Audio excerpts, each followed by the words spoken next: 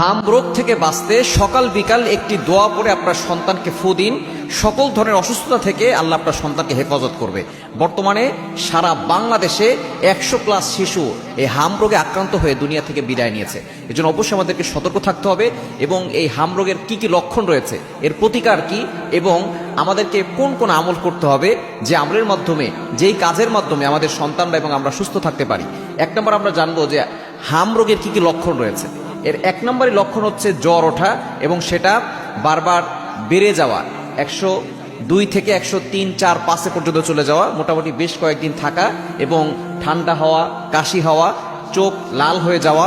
শুধু তাই নয়, লাল লাল যে রেশগুলো আছে সেগুলো শরীরের ভিতরে ওঠা, যে লাল লাল দানাগুলো শরীরে ওঠে, এগুলো যদি ওঠে অবশ্যই সতর্কতা অবলম্বন করতে হবে, দ্রুত চিকিৎসা নেওয়ার ব্যবস্থা করবেন।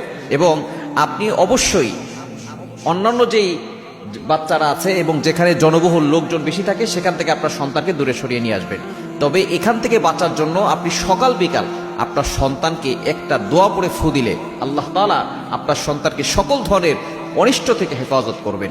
দোয়াটি হচ্ছে বিসমিল্লাহিল্লাযী লা ইয়াদুররু মা ইসমিহি শাইউন ফিল আরদি ওয়ালা ফিস সামাই ওয়া হুয়াস সামিউল আলিম। এই দোয়াটা ফজরের নামাজের পরে 3 বার পরে সন্তানকে ফু দিয়ে দিবেন এবং মাগরিবের নামাজের পরে 3 বার পরে সন্তানকে ফু দিবেন। তাহলে ইনশাআল্লাহ আপনার সন্তানকে আল্লাহ তাআলা সকল ধরনের দুর্ঘটনা থেকে এবং আসমান ও জমিনে যত ক্ষতিকর বস্তু রয়েছে সকল ক্ষতিকর বস্তু থেকে আপনার সন্তানকে আল্লাহ হেফাজত করবেন। নবীজি সাল্লাল্লাহু আলাইহি ওয়াসাল্লাম এই দোয়া আমাদেরকে শিক্ষা দিয়েছেন, আবু দাউদ শরীফের ভিতরে রয়েছে, তিরমিজি শরীফের ভিতরে রয়েছে। এটা আপনি নিজে পড়েও ফু দিবেন।